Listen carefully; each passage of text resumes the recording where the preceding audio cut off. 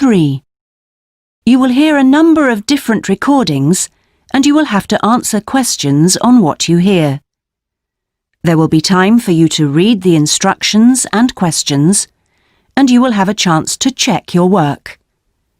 All the recordings will be played once only. The test is in 4 sections.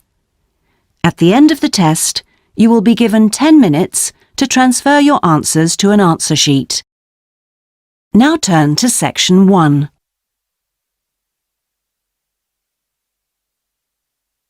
Section 1. You will hear a conversation between a student and a job advisor. First, you have some time to look at questions 1 to 5.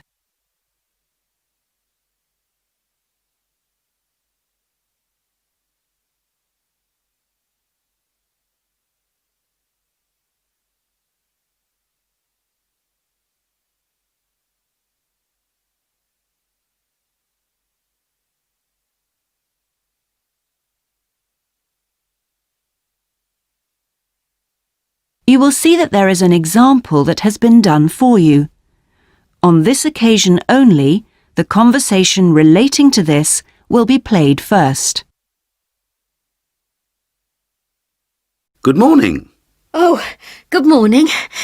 Is this, room number 26? Yes, that's right. So, is this the Student Job Centre? It certainly is. How can I help you? Well, actually, I'm looking for a job, a part-time job. Do you have anything available at the moment? The student is looking for a part-time job, so part-time has been written in the space. Now we shall begin. You should answer the questions as you listen, because you will not hear the recording a second time. Listen carefully and answer questions 1 to 5. Good morning. Oh, good morning. Is this, room number 26? Yes, that's right. So, is this the Student Job Centre? It certainly is. How can I help you? Well, actually, I'm looking for a job, a part-time job. Do you have anything available at the moment? Yes. Are you a registered student? I'm afraid this service is only available to full-time students. Yes, I am. I'm doing a degree in business studies. Here's my student card. Which year are you in? Well, I've been at uni for 4 years, but I'm in the 3rd year because I took last year off. Right. Well, let's just have a look at what positions are available at the moment. There's a job working at the reception desk at the sports centre for 3 evenings a week. That's Wednesdays, Thursdays and Fridays. Oh, that sounds like fun, but unfortunately I have evening lectures, so that's not possible, I'm afraid. Is there anything during the day? OK, that's no good then. What about cleaning? There's a position for a cleaner at the childcare centre. Right. But you'd need to be there at 6 a.m. Does that appeal? 6 o'clock in the morning? Ooh, that's far too early for me, I'm afraid. I'd never make it that early in the morning. Well, there was a position going in the computer lab for 3 days a week that might be OK. Here it is. No, it's in the library, not the lab. Clerical assistant required. I think it mostly involves putting the books back on the shelves. Oh, no, hang on. It's for Wednesday and Friday evenings again. No, I can't manage that because of the lectures. OK, I'm getting the idea. Look, I'll just get a few details from you anyway, and then we can check through the list and see what comes up. Before you hear the rest of the conversation, you have some time to look at questions 6 to 10.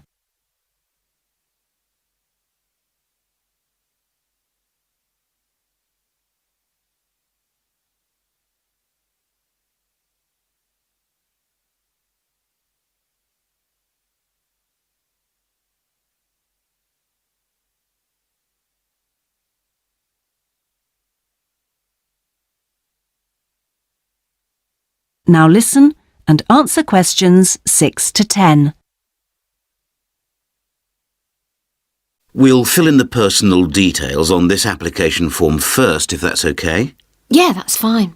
Now, what's your name again? Anita Newman. That's Newman. And your address, Anita? I'm in one of the halls of residence for postgraduate students. You know, International House. OK, that's easy. What's your room number there? Room B569. No, sorry, B659. I always get that wrong. I haven't been living there very long. Do you have any other skills? Typing, languages, that sort of thing? Well, I speak some Japanese. Right, I'll make a note of that. Now, let's see what else is available.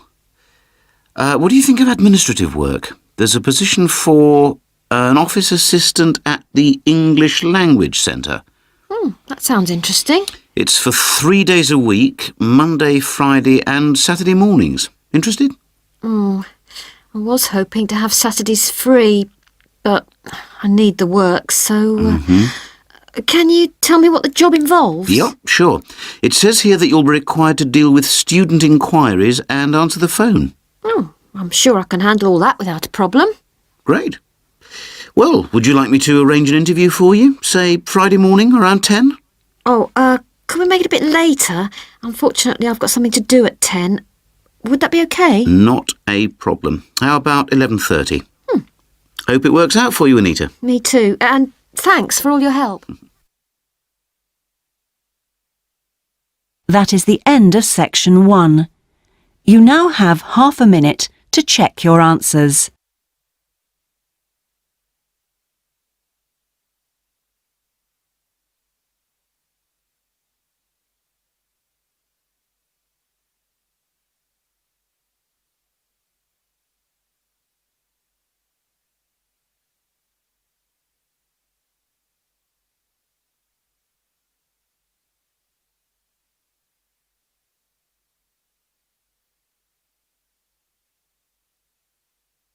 Now turn to section 2.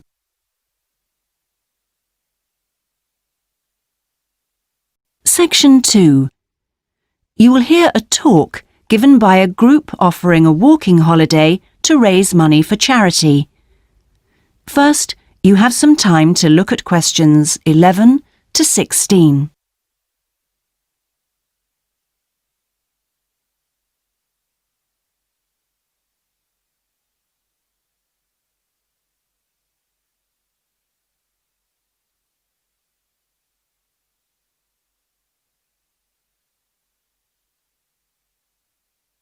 Now listen carefully and answer questions 11 to 16.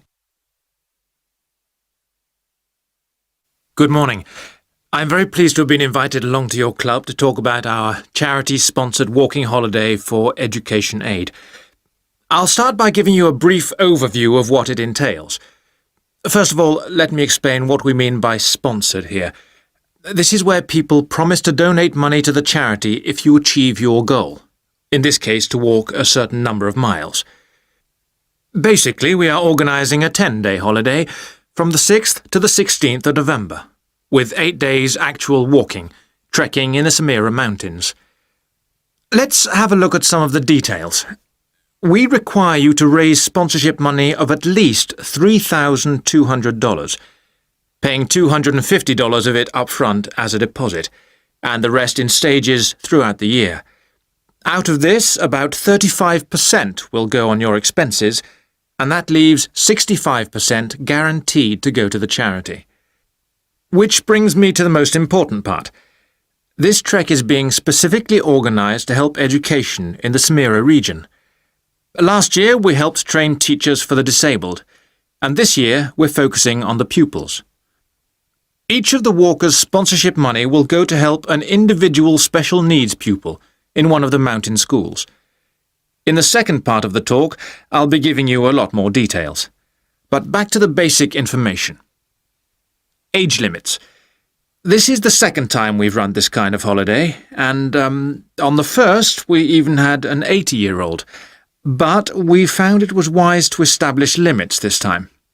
You have to be at least 18, and the top limit is now 70.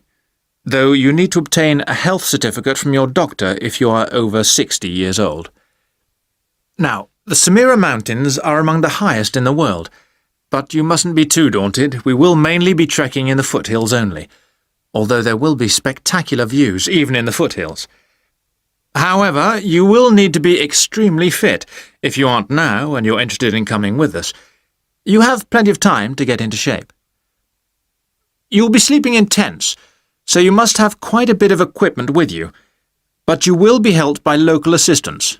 Your bedding and so forth will be carried by them.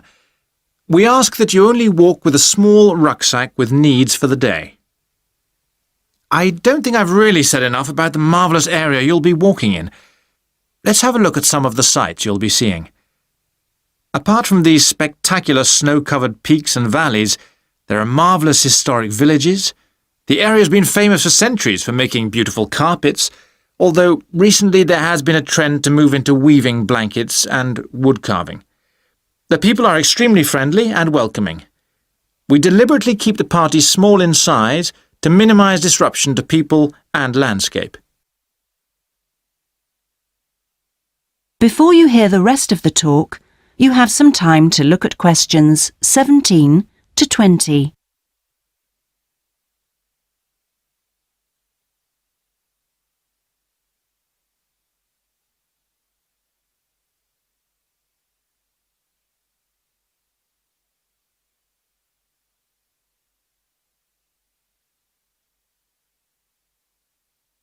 Now listen and answer questions 17 to 20. I hope that there are still some people interested. I will be distributing leaflets at the end where you can find out more information. But just for the moment, I'll outline the itinerary, the main high points of the holiday. Obviously, you'll start by flying out to Kishba, the capital city, on day 1. After a couple of days to acclimatise yourself, you'll start the trek on day 3, walking through the enormous Katiba forest, which will take the whole of the day. Day 4 takes us higher up, going through the foothills past a number of villages and visiting a school for the disabled in Sohan. Then you have a rest day, that's day 5, before going to the spectacular Kumi Temple, with 12th century carvings, set in a small forest by a lake, and that's day 6, the highlight for many. We stay near there for day 7, because then comes the hardest day, walking through very mountainous country, but culminating in a swim in the Pate Falls. This is the highest waterfall in the region. Day 9 is much easier, with part of the day spent in a village where they make some of the gorgeous red blankets. Then back down to Kishba and the journey home. So, you can see it's a pretty packed timetable. That is the end of section 2. You now have half a minute to check your answers.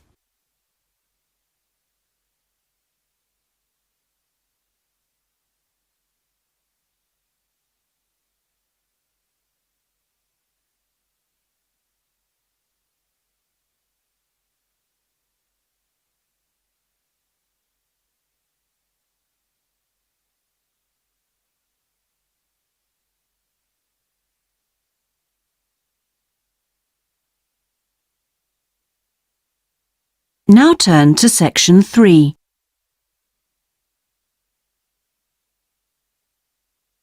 Section 3. You will hear part of a seminar on ocean research given by a climate scientist. First, you have some time to look at questions 21 to 25.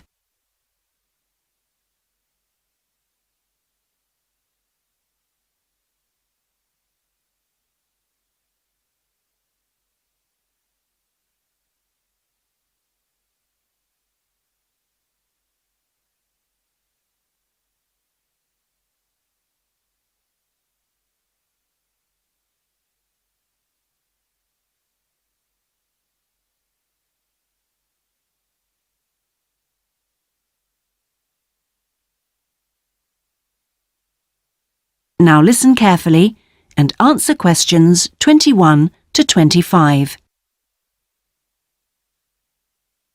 Thanks to all of you for coming along today to hear about how the robotic float project is helping with ocean research. Well, first of all, we'll look at what a robotic float does and its use. So let's start with the device itself. It looks a bit like a cigar, and it's about 1.5 meters long. More importantly, it's full of equipment that's designed to collect data. So it can help us in building up a profile of different factors which work together within the world's oceans. Sounds like a big project. Isn't it too big for one country to undertake? That's quite true, but this project is a really good example of international cooperation. Over the last 5 years, scientists from 13 countries have been taking part in the project and launching floats in their area of ocean control. And next year, this number will rise to 14 when Indonesia joins the project. That's impressive. But let's move on to how floats work. The operational cycle goes like this. Each of the floats is dropped in the ocean from a boat at a set point and activated from a satellite. Then the float immediately sinks about 2,000 meters. That's 2 whole kilometers down in the water. It stays at this depth for about 10 days and is carried around by the currents which operate in the ocean at this level. During this time, it's possible for it to cover quite large distances, but the average is 50 kilometers. So, what is it actually recording? Well, at this stage, nothing. But as it rises to the surface, it collects all sorts of data. Most importantly, variations in salinity, that's salt levels, and the changes in temperature, a bit like underwater weather balloons. Then, when it gets back to the surface, all the data it's collected is beamed up to the satellite. After about 5 hours on the surface, the float automatically sinks, beginning the whole process again. What happens to the data? Well, the information is transferred direct to onshore meteorological stations, like our one in Hobart, and within 4 hours the findings can be on computers, and they can be mapped and analysed. Before you hear the rest of the seminar, you have some time to look at questions 26 to 30.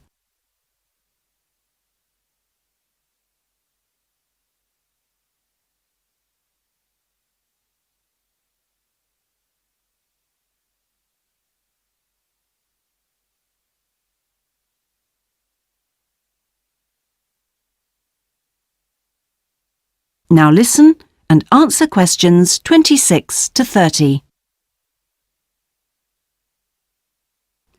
You say you're building models of the world's ocean systems, but how are they going to be used? And more importantly, when? Some of the data has already helped in completing projects. For example, our understanding of the underlying causes of El Niño events is being confirmed by float data. Another way we're using float data is to help us to understand the mechanics of climate change, like global warming and ozone depletion. That's part of an ongoing variability study, but the results are still a long way off. However, this is not the case with our ocean weather forecasting. Because we know from the floats what the prevailing weather conditions will be in certain parts of the ocean, we can advise the Navy on search and rescue missions. That's happening right now, and many yachtsmen owe their lives to the success of this project. In addition, the float data can help us to look at the biological implications of ocean processes. Would that help with preserving fish stocks? Yes, and advising governments on fisheries legislation. We're well on the way to completing a project on this. We hope it will help to bring about more sustainable fishing practices. We'll be seeing the results of that quite soon. It sounds like the data from floats has lots of applications. Yes, it does. It's also a powerful agricultural tool. If we were aware of what the weather would be like, say, next year, we could make sure that the farmers planted appropriate grain varieties to produce the best yield from the available rainfall. That sounds a bit like science fiction, especially when now we can't even tell them when a drought will break. I agree that this concept is still a long way in the future, but it will come eventually, and the float data will have made a contribution. That is the end of section 3. You now have half a minute to check your answers.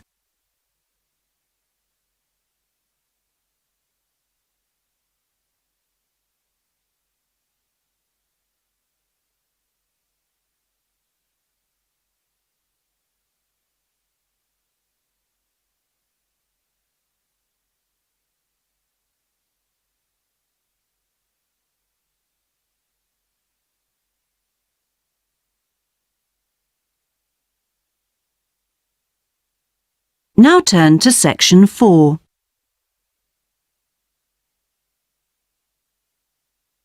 Section 4. You will hear part of a lecture about hotels and the tourist industry. First, you have some time to look at questions 31 to 40.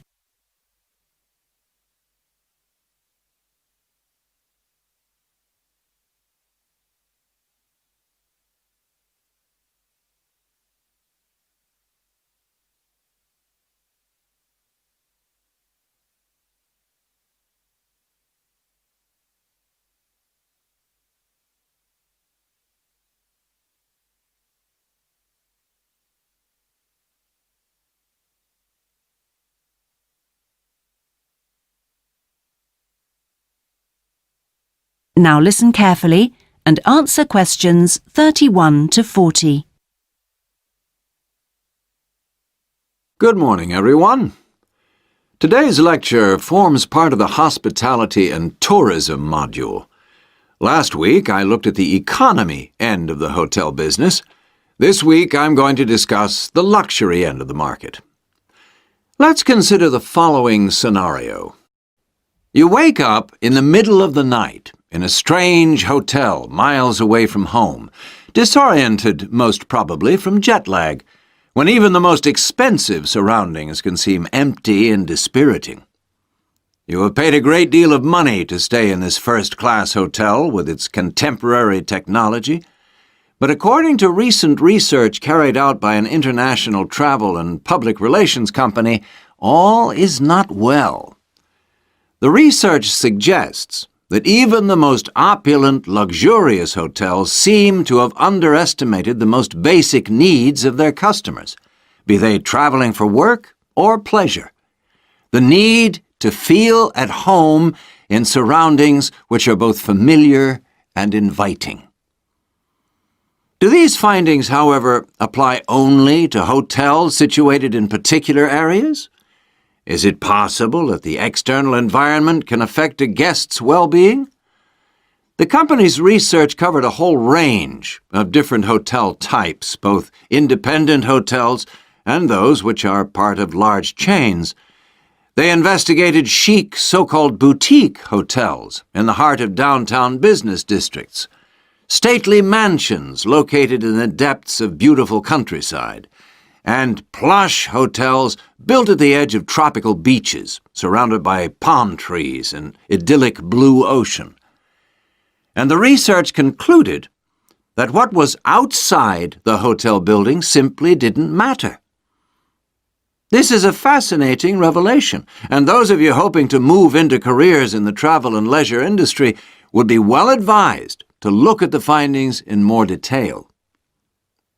But back to the main point of this lecture, the need to feel at home. What can the hotel industry do about it? And is the very idea so subjective that it's impossible to do anything about it on a global basis?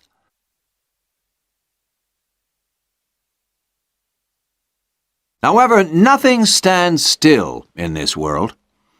One company has come up with the slogan, "Take your home with you," and aims to provide clients with luxury serviced apartments.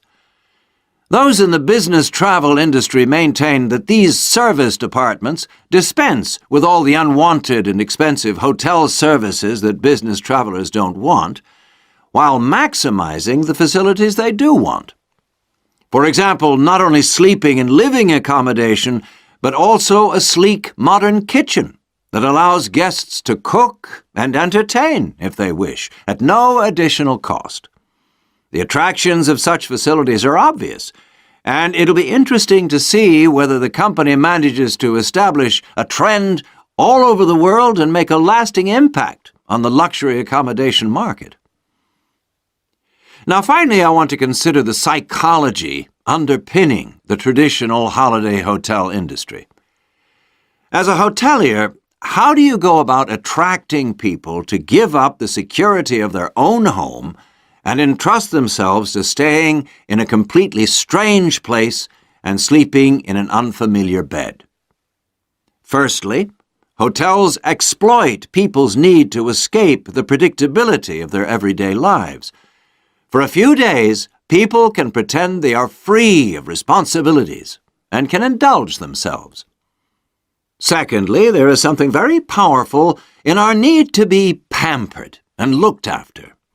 It's almost as if we returned to being a baby when everything was done for us and we felt safe and secure. And not far removed from this is the pleasure in being spoilt and given little treats, like the minuscule bottles of shampoo and tiny bars of soap, the chocolate on your pillow at night. And we actually forget that we are paying for it all. Next week, I'm going to look at eco-hotels, a fairly new phenomenon, but increasingly popular, particularly... That is the end of section 4. You now have half a minute to check your answers.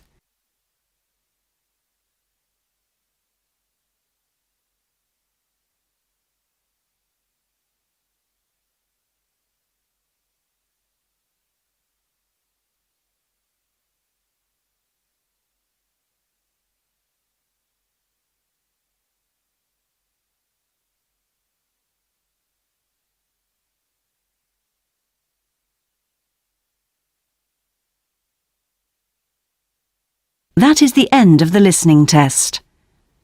In the IELTS test, you would now have 10 minutes to transfer your answers to the listening answer sheet.